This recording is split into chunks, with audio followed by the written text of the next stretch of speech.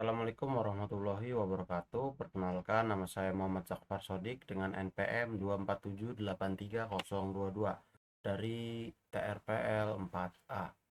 Pada video kali ini saya akan membahas tentang web service, mulai dari pengertian, karakteristik, jenis-jenis pendekatan web service seperti XML, RPC, SOAP, dan REST API. Kemudian arsitektur web service hingga peran WSDL dalam ekosistem SOAP. Yang pertama itu ada pengertian dari web service.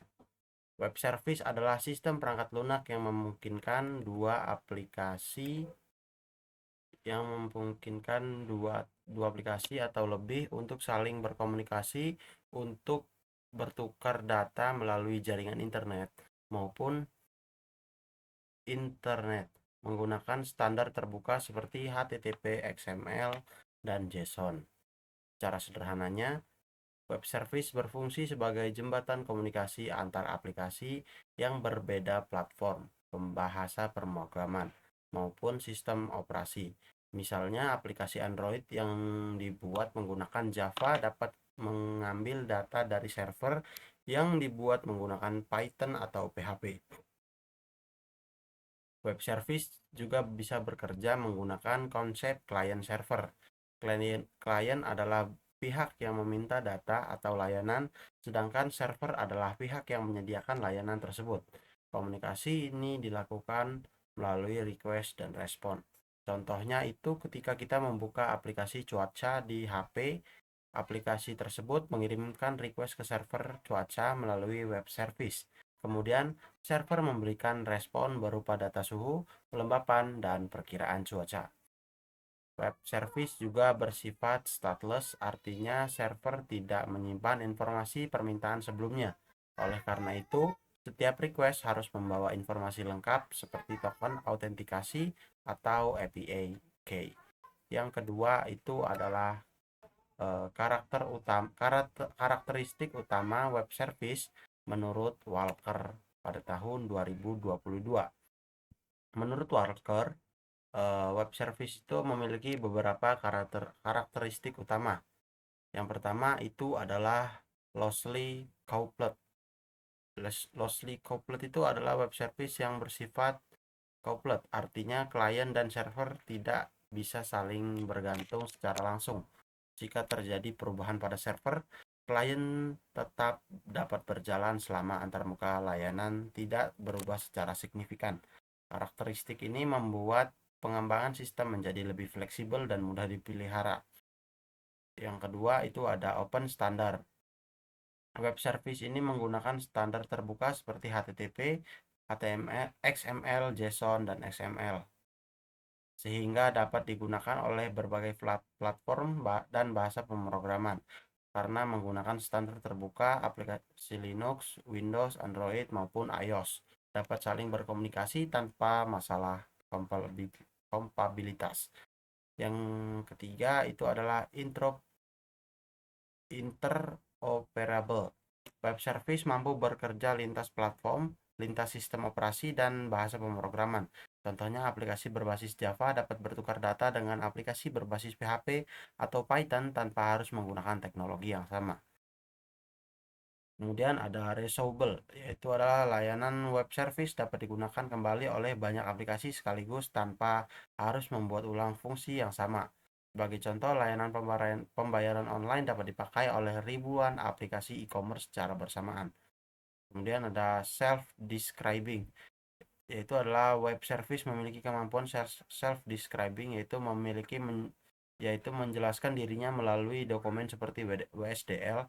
Dengan adanya dokumentasi tersebut, developer dapat memahami cara menggunakan layanan tanpa harus membaca kode sumber. Yang terakhir ada discoverable. Web service dapat ditemukan melalui service registry seperti UDDI. Artinya layanan dicari diintegrasikan secara otomatis oleh aplikasi lain.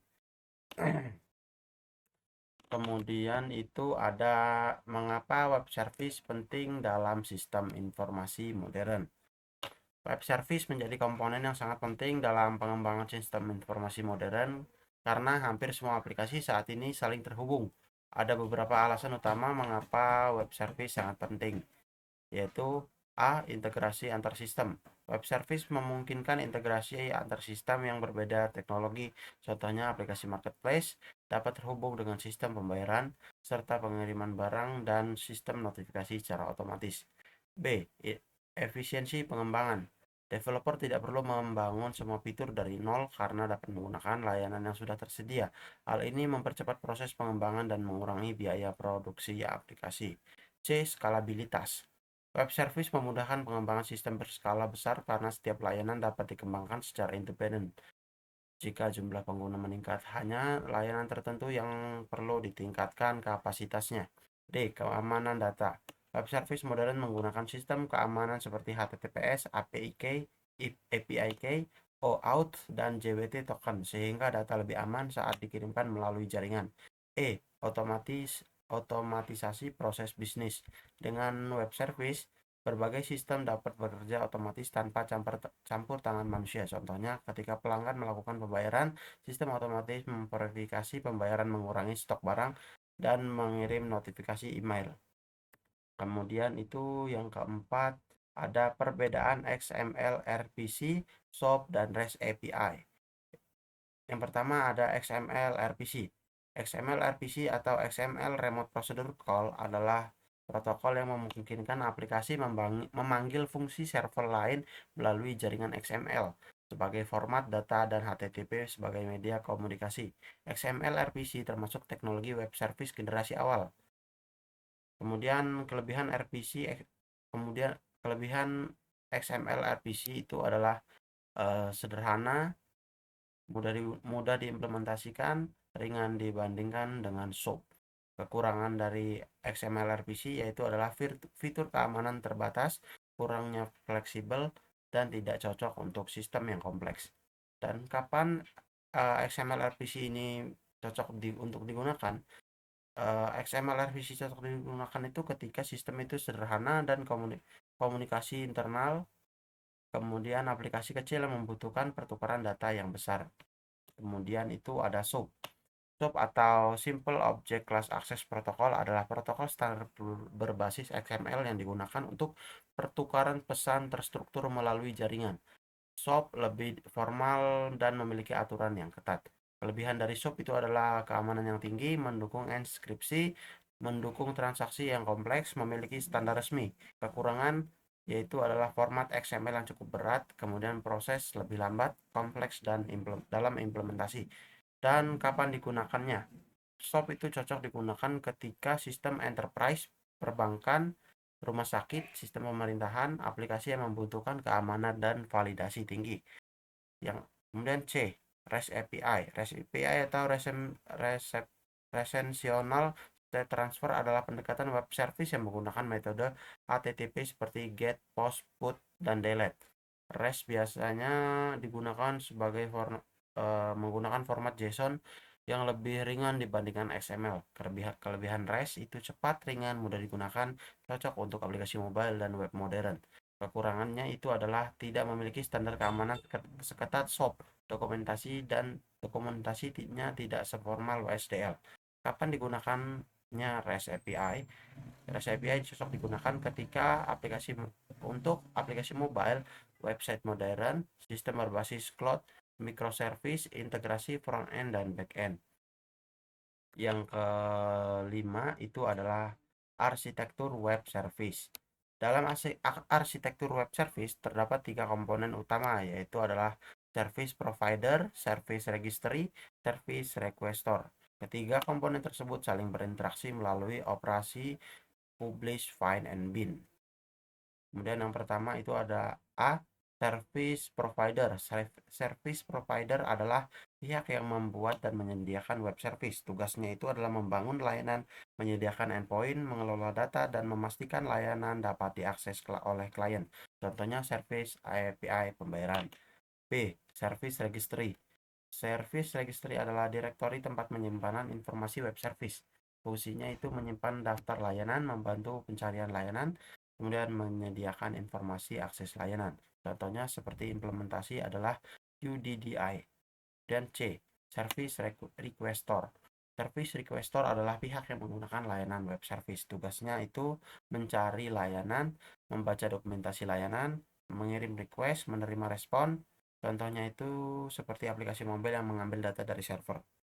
Kemudian ada operasi publish, find, and bin. Publish. Publish adalah proses ketika service provider mendaftarkan layanannya ke service registry agar dapat ditemukan oleh pengguna lain. Informasi yang didaftarkan meliputi nama layanan, fungsi layanan, lokasi layanan, dan format komunikasi. B. Find. Find adalah proses pencarian layanan oleh service requestor melalui registry. Requestor mencari layanan sesuai kebutuhan kemudian mendapatkan informasi akses layanan. C. Bind.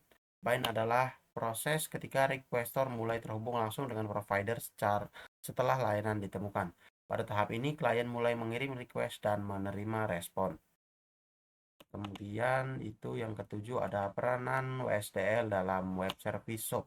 WSDL atau Web Service Description Language adalah documentation berbasis XML yang berfungsi sebagai deskripsi resmi sebuah web service SOAP. WSDL dapat diibaratkan seperti buku panduan penggunaan layanan. WSDL menjelaskan apa fungsi layanan, bagaimana cara mengaksesnya, data apa yang dikirim, di mana alamat layanan berbeda. Tanpa WSDL, klien akan kesulitan memahami cara berkomunikasi dengan web service SOAP.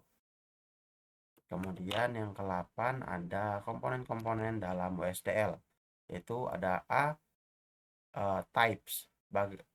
Bagian types digunakan untuk mendefinisikan tipe data yang digunakan dalam komunikasi. Contohnya itu seperti string, integer, dan struktur data XML. Kemudian ada B, message. Message mendefinisikan format pesan, request, dan respon. Bagian ini menjelaskan data apa saja yang dikirim antara klien dan server. Kemudian C, port type. Port type mendefinisikan operasi atau fungsi yang tersedia pada web service. Misalnya get data, add user, delete product. Port type dapat dianggap sebagai daftar layanan yang tersedia. D. Binding. Binding menjelaskan bagaimana operasi dijalankan melalui protokol tertentu seperti SOAP dan HTTP. Binding menentukan format pesan, cara komunikasi, protokol transport. Service. Service mendefinisikan alamat atau endpoint tempat layanan dapat diakses. Contohnya itu seperti http API perusahaan.com.service. Kemudian yang ke-9 itu adalah kesimpulannya, web service merupakan teknologi yang penting yang memungkinkan berbagai aplikasi saling berkomunikasi dan bertukar data secara efisien. Karakteristik seperti loosely coupled, interoperable, reusable, dan open standard memiliki web service yang menjadi fondasi utama sistem informasi modern. Dalam implementasinya terdapat beberapa pendekatan seperti XML, RPC, SOAP, dan REST API yang masing-masing memiliki kelebihan penggunaan berbeda. Selain itu, arsitektur web service melibatkan service provider, service registry, dan service requestor yang bekerja melalui proses publish, find, dan bind. Kemudian dalam ekosistem SOAP, WSDL memiliki peran penting sebagai dokumen deskripsi layanan yang menjelaskan cara penggunaan web service secara lengkap. Mungkin sekian penjelasan dari saya. Wassalamualaikum warahmatullahi wabarakatuh.